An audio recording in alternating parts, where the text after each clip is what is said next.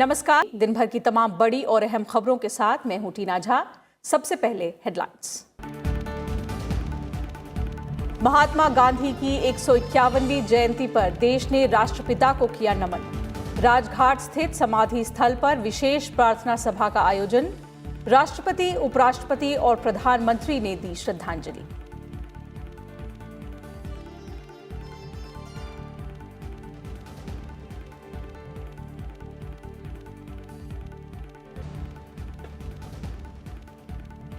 महात्मा गांधी के विचार और मूल्य हर देश काल में प्रासंगिक। उपराष्ट्रपति एम वेंकैया नायडू का ICWA के वेबिनार में संबोधन। कहा, नई वैश्विक चुनौतियों के दौर में गांधी का मानवता में विश्वास दुनिया को दिखा रहा है राह।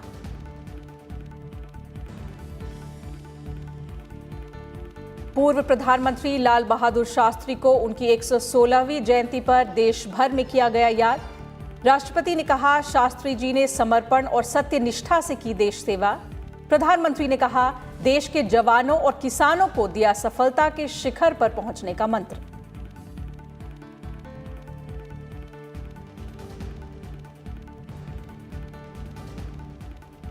विज्ञान, शोध और नवाचार को बढ़ावा देने के लिए केंद्र सरकार ने उठाए कई कदम। वैश्विक भारतीय वैज्ञानिक शिखर सम्मेलन के उद्घाटन सत्र में प्रधानमंत्री नरेंद्र मोदी का संबोधन। कहा, आत्मनिर्भर भारत अभियान में विश्व कल्याण की दृष्टि भी शामिल। किसानों की मदद के लिए शीर्ष श्रेणी के अनुसंधान केंद्रों को बढ़ावा देने पर जोर।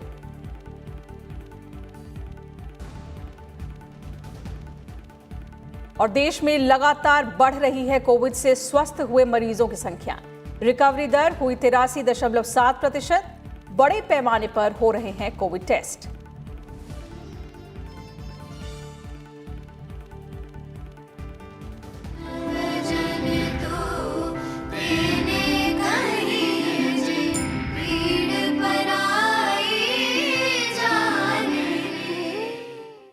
महात्मा गांधी की 151वीं जयंती पर आज देश भर में बापू को कृतज्ञतापूर्वक श्रद्धांजलि अर्पित की गई।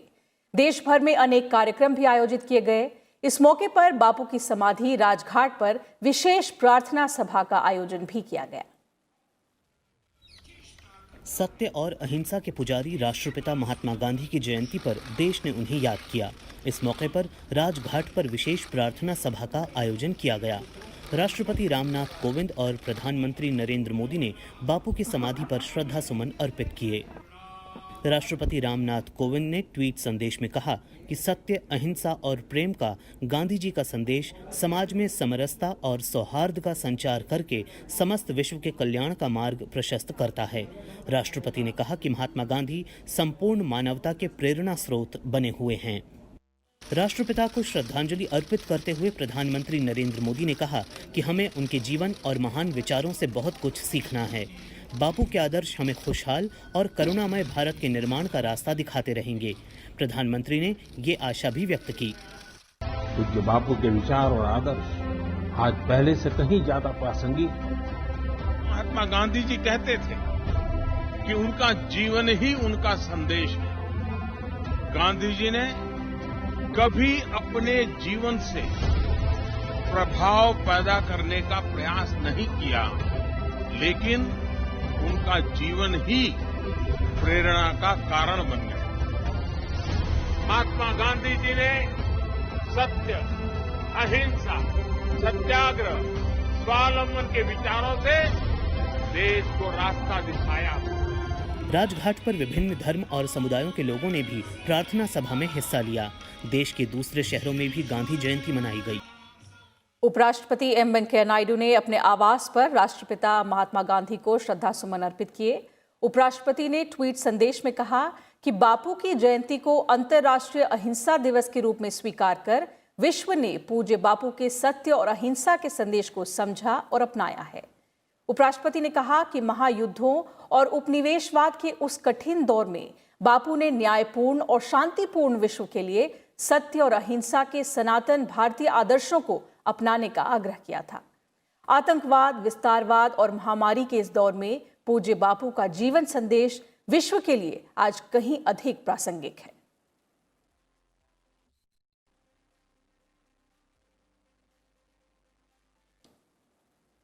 गांधी जयंती के मौके पर दिल्ली में गांधी स्मृति और दर्शन समिति की ओर से सर्वधर्म प्रार्थना सभा का आयोजन किया गया।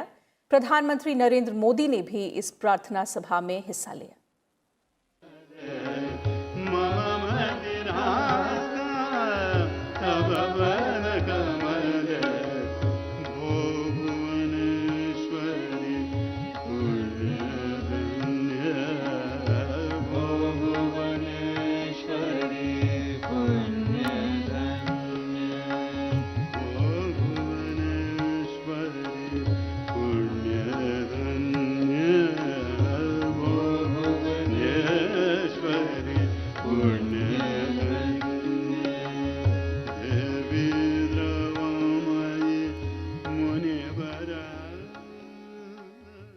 राष्ट्रपिता महात्मा गांधी की जयंती के मौके पर उपराष्ट्रपति एम वेंकैया नायडू ने Indian council of world affairs की ओर से आयोजित गांधी और विश्व विषय पर वेबिनार को संबोधित किया। उपराष्ट्रपति ने कहा कि गांधी के विचार और मूल्य हर देश और समय में प्रासंगिक हैं। कोरोना महामारी समेत दुनिया के सामने आ रही नई चुनौतियों के चलते गांधी के विचार और भी महत्वपूर्ण हो गए हैं। There is a timelessness about Gandhian values. This seems to be relevant for all countries and for all times. However, they acquire greater relevance in a world that is facing new challenges. The world is facing one of the biggest health crises in the wake of COVID-19 pandemic. When the world experienced a similar challenge in 1918 during the Spanish flu, Gandhiji spoke about the need to understand the pain of the people, especially the poor and underprivileged. These are truly testing times. The pandemic has wrought unimaginable havoc on the economies of various nations and severely impacted the lives of the people, particularly the poor and marginalized sections. These are the times to extend a helping hand to the needy and mitigate their hardships. उपराष्ट्रपति ने कहा कि आज जब दुनिया में आतंकवाद, युद्ध और गंभीर अपराध जैसी चुनौतियां सामने खड़ी हैं, ऐसे में महात्मा गांधी का मानवता में विश्वास हमें राह दिखाता है। Mahatma Gandhi's birthday is recognized and celebrated as the International Day of Non-Violence by the United Nations. It not only symbolizes the everlasting imprint that Mahatma had left on humanity, but is also a constant reminder to the world that peace is an essential prerequisite for progress. Mahatma Gandhi had shown the world a novel mode of struggle against injustice, a novel way of life through his message of truth and non-violence. What is most inspiring in the Mahatma's life is the unwavering belief in the innate goodness of humanity. It is a world that is questing for sustainable development. It's a world that is looking for solutions to intractable challenges.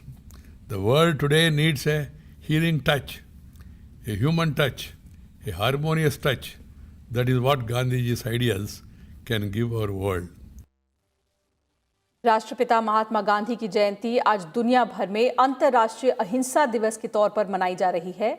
इस मौके पर संयुक्त राज्य America में 6 सांसदों के एक समूह ने प्रतिनिधि सभा में एक प्रस्ताव पेश किया, जिसमें गांधी जी की 151वीं जयंती पर उनके जीवन और उनकी विरासत का सम्मान किया गया। वहीं संयुक्त राष्ट्र महासचिव एंटोनियो गुटेरेस ने गांधी जी के योगदान को याद करते हुए उन्हें नमन किया। In marking the birthday of Mahatma Gandhi, this International Day highlights the remarkable power of non-violence and peaceful protest. It is also a timely reminder to strive to uphold values that Gandhi lived by: the promotion of dignity, equal protection for all, and communities living together in peace. On this year's observance, we have a special duty: stop the fighting to focus on our common enemy, COVID-19. In some places, we see a standstill in the violence. A great many member states, religious leaders, civil society networks, and others back my call. Now is the time to intensify our efforts. Let us be inspired by the spirit of Gandhi and the enduring principles of the UN Charter. राष्ट्रपिता महात्मा गांधी ने सत्य और अहिंसा के शस्त्र से British हुकूमत की जड़ें हिला दी थीं और देश को स्वतंत्रता दिलाने में महत्वपूर्ण भूमिका निभाई थी। उन्होंने असहयोग आंदोलन, सविनय अवज्ञा आंदोलन और भारत छोड़ो आंदोलन जैसे राजनीतिक आंदोलनों का सफलतापूर्वक नेतृत्व किया। इन्हीं आंदोलनों ने स्वतंत्रता की राह को मजबूत किया और 15 अगस्त 1947 को भारत को स्वतंत्रता हासिल हुई। भारतीय स्वतंत्रता संग्राम में अपने अमूल्य योगदान देने वाले राष्ट्रपिता महात्मा गांधी ने सत्याग्रह और अहिंसा के सिद्धांतों पर चलकर देश को आजादी दिलाने में महत्वपूर्ण भूमिका निभाई। मोहनदास करमचंद गांधी यानी महात्मा गांधी का जन्म 2 अक्टूबर 1859 को गुजरात के पोरबंदर में हुआ। मई 1883 में उनका विवाह 14 साल की कस्तूरबा माखन जी से हुआ।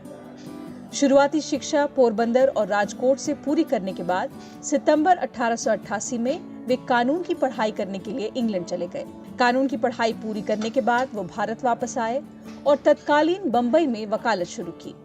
हालांकि बंबई में वकालत अच्छी नहीं चलने की वजह से वे राजकोट आ गए। 1893 में दक्षिण अफ्रीका की एक भारतीय फर्म ने उन्हें अपने साथ जुड़ने का प्रस्ताव दिया। इसके बाद वो नटाल चले गए। दक्षिण अफ्रीका में भेदभाव और अंग्रेजों की दमनकारी नीतियों ने उनके मन और मस्तिष्क पर गहरा असर डाला। दक्षिण अफ्रीका में उनके जननेता बनने का सफर शुरू हुआ। यहाँ उन्होंने भारतीय समुदाय के लोगों के नागरिक अधिकारों के लिए संघर्ष शुरू किया। गांधी जी के जीवन में दक्षिण अफ्रीका की घटनाएं बड़ा बदलाव लेकर आईं। ये घटनाएं सामाजिक अन्याय के प्रति उनकी जागरूकता का कारण बनी। 1915 में दक्षिण अफ्रीका से भारत लौटे। वहां से लौटने के बाद उन्होंने किसानों, मजदूरों के खिलाफ हो रहे भेदभाव का मुद्दा उठाया। 1917 में चंपारण सत्याग्रह से स्वतंत्रता आंदोलन में शामिल हो गए। 1920 में उन्होंने असहयोग आंदोलन शुरू किया, लेकिन चौरी चौरा की घटना से दुखी होकर उसे वापस ले लिया। 1930 में उन्होंने सविनय अवज्ञा आंदोलन शुरू किया और दांडी यात्रा से नमक सत्याग्रह के जरिए अंग्रेजी शासन की नींदें उड़ा दी। 1942 में जब उन्होंने करो या मरो के नारे के साथ भारत छोड़ो आंदोलन का बिगुल फूंका तो अंग्रेज शासन की नींवें हिल गईं, जिसके चलते 15 अगस्त 1947 को देश को आजादी मिली। 30 जनवरी 1948 को नाथूराम गोडसे ने महात्मा गांधी पर गोली चलाकर उन्हें हमसे छीन लिया। बापू का सत्य और अहिंसा का सिद्धांत आज भी दुनिया को रास्ता दिखा रहा है। गांधी जी ने अहिंसा, सत्याग्रह और असहयोग के अपने दर्शन से लोगों को एकजुट कर राष्ट्रीय आंदोलन का नेतृत्व किया था। बापू के ग्राम स्वराज की संकल्पना में शहर और गांव के बीच की खाई पाटने की मूल भावना निहित है। और अब आपको बताते हैं कि देश के पूर्व प्रधानमंत्री लाल बहादुर शास्त्री को उनकी जयंती पर देश ने कैसे याद किया। जय जवान, जय किसान। जय जवान जय किसान के नारे से देश को नई ऊर्जा देने वाले भारत रत्न और पूर्व प्रधानमंत्री लाल बहादुर शास्त्री की भी आज जयंती है। इस मौके पर राष्ट्रपति रामनाथ कोविंद और प्रधानमंत्री नरेंद्र मोदी ने विजय घाट पहुंचकर उन्हें श्रद्धा सुमन अर्पित किए। सादगी और ईमानदारी की मिसाल लाल बहादुर शास्त्री की जयंती पर उनके समाधि स्थल विजय घाट पर विशेष कार्यक्रम का आयोजन किया गया। राजघाट पर राष्ट्रपिता महात्मा गांधी को श्रद्धांजलि देने के बाद राष्ट्रपति रामनाथ कोविंद और प्रधानमंत्री नरेंद्र मोदी विजय घाट पहुंचे और लाल बहादुर शास्त्री को श्रद्धा सुमन अर्पित किए।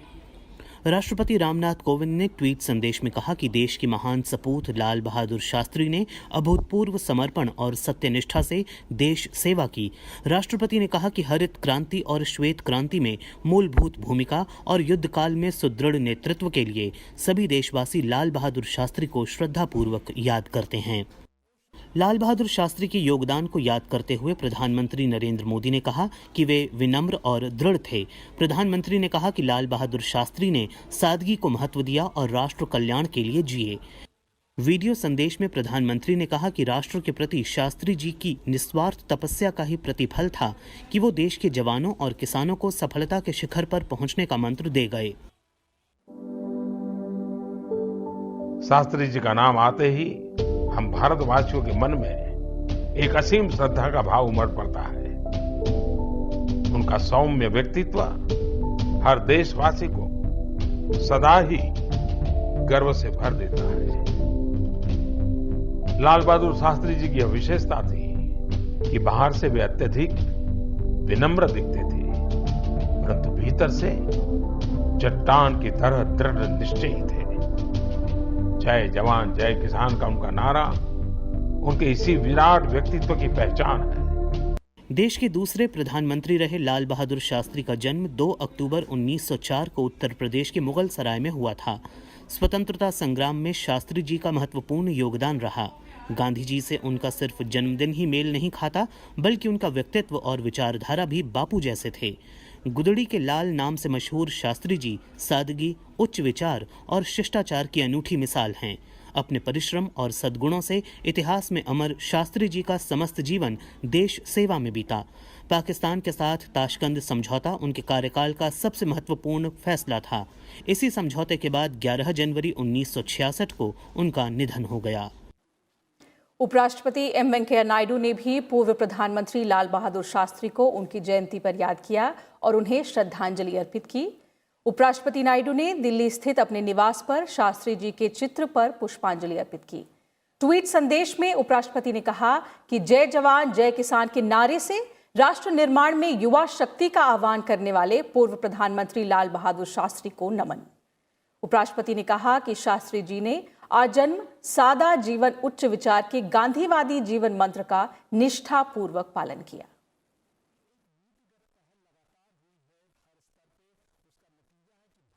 राष्ट्रपिता महात्मा गांधी के स्वच्छ भारत के सपने को पूरा करने के लिए 6 वर्ष पहले स्वच्छ भारत अभियान की शुरुआत हुई थी। अभियान के तहत करीब 11 करोड़ शौचालयों का निर्माण किया जा चुका है और 6 लाख से ज्यादा गांव खुले में शौच से मुक्त हुए हैं। देखिए रिपोर्ट। 6 साल पहले आज ही के दिन यानी गांधी जयंती के मौके पर प्रधानमंत्री नरेंद्र मोदी ने स्वच्छ भारत अभियान की शुरुआत की थी। उन्होंने महात्मा गांधी जी के सपने को केंद्र में रखकर देश को स्वच्छ बनाने का बीड़ा उठाया। प्रधानमंत्री की पहल के बाद देखते ही देखते ये जन आंदोलन बन गया। आज इस अभियान से जुड़े आंकड़े सफलता की कहानी खुद बयां कर रहे हैं। 2014 में देश में स्वच्छता का दायरा जहां महज 38% था, वो आज 100% पर पहुंच गया है। ग्रामीण भारत की अब तस्वीर बदल चुकी है। गांव अब खुले में शौच मुक्त हो चुके हैं। देश में 6,03,177 गांव खुले में शौच से मुक्त हो चुके हैं। 2,62,736 पंचायतें खुले में शौच मुक्त हो चुकी हैं। वहीं बात शहरों में स्वच्छता की करें तो आज ये तय किए गए लक्ष्यों को पार कर चुकी है। शहरों में करीब 59 लाख घरों में शौचालय बनाने का लक्ष्य रखा गया था। आज ये आंकड़ा 62 लाख को पार कर चुका है। शहरों में 5,07,589 सार्वजनिक शौचालय बनाने का लक्ष्य रखा गया था। देश में अब तक 5,94,658 सार्वजनिक शौचालयों का निर्माण हो चुका है। अभी तक 4,327 शहरी स्थानीय निकायों को खुले में शौच से मुक्त घोषित किया जा चुका है। घरों से कचरा उठाने के लिहाज से देश के 84,808 वार्ड का लक्ष्य रखा गया था, जो पूरा हो चुका है। ठोस कचरा निष्पादन के क्षेत्र में 97% से ज्यादा वार्डों में घर से कचरा उठाने की व्यवस्था पूरी कर ली गई है। 67% वार्डों में कचरे का प्रसंस्करण किया जा रहा है। ये तमाम आंकड़े स्वच्छ भारत अभियान की सफलता की कहानी कह रहे हैं। 6 साल में देश में बदलाव आया तो उसके पीछे राजनीतिक इच्छा शक्ति के साथ साथ आम लोगों की भागीदारी भी रही। और प्रधानमंत्री नरेंद्र मोदी ने गांधी जयंती के मौके पर वैभव यानी वैश्विक भारतीय वैज्ञानिक शिखर सम्मेलन का उद्घाटन किया। उन्होंने कहा कि ये सम्मेलन विज्ञान और नवाचार का उत्सव है। सम्मेलन को वीडियो कॉन्फ्रेंसिंग के जरिए संबोधित करते हुए प्रधानमंत्री ने कहा कि विज्ञान ने हर काल में महत्वपूर्ण भूमिका निभाई है। विज्ञान बदलाव लाने का जरिया बना है। प्रधानमंत्री ने अपनी सरकार के उठाए गए कदमों की जानकारी साझा की। उन्होंने 2014 से वैक्सीन के क्षेत्र में भारत जो बदलाव लाया है उसका जिक्र किया। In 2014, 4 new vaccines were introduced into our immunization program. This included an indigenously developed rotavirus vaccine. We encourage indigenous vaccine production also. Recently, we also gave market authorization for an indigenously developed pneumococcal vaccine. These vaccination program and our Poshan mission take the health and nutrition of our children to the level of importance it deserves. Our vaccine developers are active and globally competitive during this pandemic. We understand that time is of the essence. We have launched an ambitious mission to remove TB in India by 2025. This is 5 years before the global target. प्रधानमंत्री ने कहा कि देश में खाद्यान्न का record उत्पादन हो रहा है और देश ने दालों के मामले में तेजी से आत्मनिर्भर बनने की तरफ कदम बढ़ाया है। उन्होंने ये भी कहा कि किसानों के लिए नए शोध की आज जरूरत है। We want top class scientific research to help our farmers. Our agriculture research scientists have worked hard to ramp up our production of pulses. Today, we import only a very small fraction of our pulses. Our food grain production has hit a record high. प्रधानमंत्री ने यह भी कहा कि भारतीय प्रतिभा पूरी दुनिया में वैभवशाली बना रही है। ऐसे में भारत को फिर से विश्व गुरु बनाने का सपना साकार करने में यह मंच अपना अलग स्थान रखता है। India's clarion call of an Atmanirbhar Bharat, a self-reliant India, includes a vision of global welfare. In order to realize this dream, I invite you all and seek your support. Just recently, India introduced pioneering space reforms. These reforms provide opportunities for both industry and academia. Indian diaspora are excellent ambassadors of India at the world stage.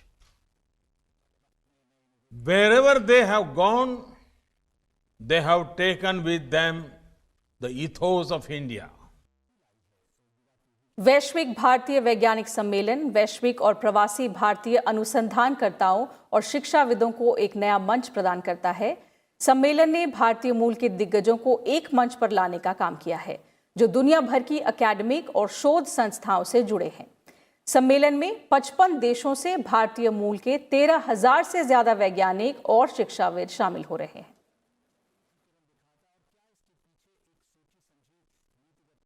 प्रधानमंत्री नरेंद्र मोदी कल रोहतांग में ऊंची पहाड़ियों पर बनी विश्व की सबसे लंबी अटल सुरंग राष्ट्र को समर्पित करेंगे। इस टनल के जरिए एक तरफ मनाली और लेह की दूरी कम होगी, तो दूसरी तरफ परिवहन में करोड़ों रुपए की बचत भी होगी। राष्ट्र के लिहाज से भी इस सुरंग का सामरिक महत्व है। हिमाचल प्रदेश के रोहतांग में 10,000 फीट की ऊंचाई पर बनाए गए इस टनल की वजह से मनाली से लेह की दूरी करीब 46 किलोमीटर कम हो जाएगी। 9.02 किलोमीटर लंबी इस सुरंग की वजह से मनाली और लाहौल स्पीति के बीच साल भर आवाजाही बनी रहेगी। इससे पहले लाहौल स्पीति घाटी हर साल भारी बर्फबारी की वजह से करीब 6 महीने के लिए दूसरी जगहों से पूरी तरह कट जाती थी। अटल टनल को घोड़े के पैर का आकार दिया गया है। ये 8 माउंट्स की सड़क के साथ एक single tube double lane tunnel है। इसमें 5.52 माउंट्स का ओवरहेड क्लियरेंस है। इसमें वेंटिलेशन सिस्टम, SCADA नियंत्रित अग्निशमन, रोशनी और निगरानी प्रणाली समेत बिजली से संचालित सिस्टम का इस्तेमाल किया गया है। अटल सुरंग को हर दिन 3,000 कारों और 1,500 ट्रकों के ट्रैफिक घनत्व के साथ 80 किलोमीटर प्रति घंटा की अधिकतम स्पीड के साथ डिजाइन किया गया है। इस टनल के अंदर निश्चित दूरी पर CCTV कैमरे लगाए गए हैं, जो स्पीड और हादसों पर नियंत्रण रखने में मदद करेंगे। इस टनल के खुलने से सबसे ज्यादा फायदा लद्दाख में तैनात भारतीय फौजियों को मिलेगा। इस टनल के जरिए जवानों को सर्दियों में भी हथियार और रसद की आपूर्ति आसानी से हो सकेगी। प्रधानमंत्री के दौरे से पहले रक्षा मंत्री राजनाथ सिंह आज मनाली पहुंचे। उनके साथ केंद्रीय वित्त राज्य मंत्री अनुराग ठाकुर भी मौजूद थे। रक्षा मंत्री ने विश्व की सबसे लंबी अटल सुरंग का निरीक्षण किया। इस दौरान हिमाचल के मुख्यमंत्री जयराम ठाकुर भी रक्षा मंत्री के साथ रहे। राजनाथ सिंह ने बीआरओ के अधिकारियों से टनल को लेकर जानकारी ली। उन्होंने हिम और हिमस्खलन अध्ययन प्रतिष्ठान का भी दौरा किया।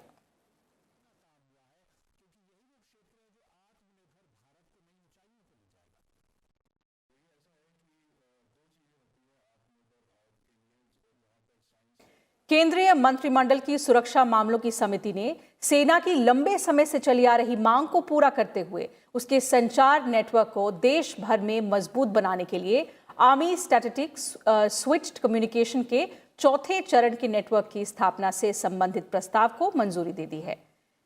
एस्कॉन के चौथे चरण के नेटवर्क के लिए सार्वजनिक क्षेत्र के उपक्रम मेसर्स ITI के साथ करार किया गया है। इसे 3 वर्ष में पूरा करना होगा।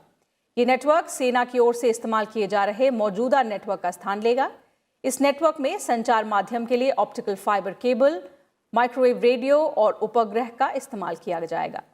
इसकी मदद से सेना को किसी भी तरह के अभियान में बेहतर संचार सुविधा मिलेगी और संचार नेटवर्क का दायरा अंतर्राष्ट्रीय सीमा, नियंत्रण रेखा और वास्तविक नियंत्रण रेखा के नजदीक के क्षेत्रों तक पहुंच जाएगा।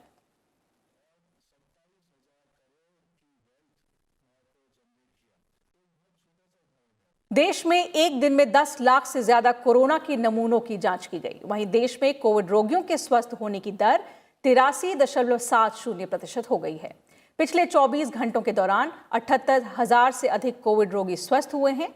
लगातार स्वस्थ होने की बढ़ रही दर से कोविड रोगियों की संख्या में कमी आई है। देश में कोरोना से स्वस्थ होने वालों का आंकड़ा लगातार बढ़ रहा है। केंद्रीय स्वास्थ्य मंत्रालय के मुताबिक एक दिन में 78,877 मरीजों के स्वस्थ होने के साथ देश में इस महामारी से ठीक होने वालों की संख्या 53,52,000 से ज्यादा हो गई है। देश में कोविड-19 से स्वस्थ होने की दर 83.70% पर पहुंच गई है। हालांकि पिछले 24 घंटे के दौरान कोविड-19 के 81,484 नए मामले सामने आने के बाद कुल संक्रमितों का आंकड़ा 64 लाख के करीब पहुंच गया है। कोरोना संक्रमण से पिछले 24 घंटे में 1,095 लोगों की मौत हुई है। इसके साथ ही मृतकों की कुल संख्या 99,773 हो गई है। अभी देश में कोरोना के 9,42,217 सक्रिय मामले हैं, जो कि कुल संक्रमित लोगों का 14.74% है, जबकि मृत्यु दर 1.56% है। संयुक्त राष्ट्र में महिलाओं पर चौथे विश्व सम्मेलन की 25वीं वर्षगांठ के मौके पर भारत ने कहा कि वो अपने विकास एजेंडे के सभी पहलुओं में लैंगिक समानता और महिला सशक्तिकरण पर बल दे रहा है। भारत का प्रतिनिधित्व करते हुए केंद्रीय महिला और बाल विकास मंत्री स्मृति ईरानी ने महासभा में कहा कि हम महिलाओं के विकास के साथ साथ महिलाओं के नेतृत्व वाले विकास के प्रतिमान को लेकर आगे बढ़े हैं। मौजूदा वक्त में भारत सभी क्षेत्रों में लैंगिक समानता सुनिश्चित करने और लैंगिक भेदभाव के सभी रूपों को खत्म करने पर बल दे रहा है। केंद्रीय मंत्री स्मृति ईरानी ने गुरुवार को ऑनलाइन माध्यम से अपने संबोधन में कहा कि भारत सरकार ने कोरोना महामारी के दौरान महिलाओं की सुरक्षा और उनकी देखभाल सुनिश्चित करने के लिए कई उपाय किए। Women numerically constitute half of humanity, but their influence transfuses all dimensions of society, polity, and economy. In India, we recognize the centrality of gender equality and women's empowerment in all aspects of our developmental agenda. We are now focused on inclusive growth and deep reforms that together are bringing about transformational changes. Heralding these changes under the leadership of our visionary Prime Minister, Shri Narendra Modi, we have moved from a paradigm of women's development to women-led development. तो फिलहाल इस bulletin में इतना ही। नमस्कार।